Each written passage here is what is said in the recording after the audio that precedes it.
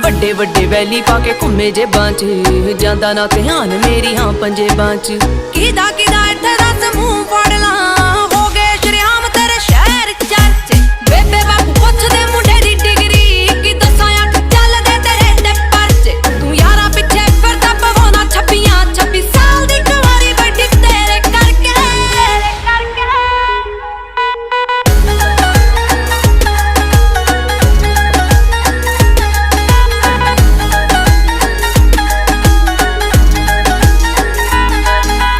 समझी ना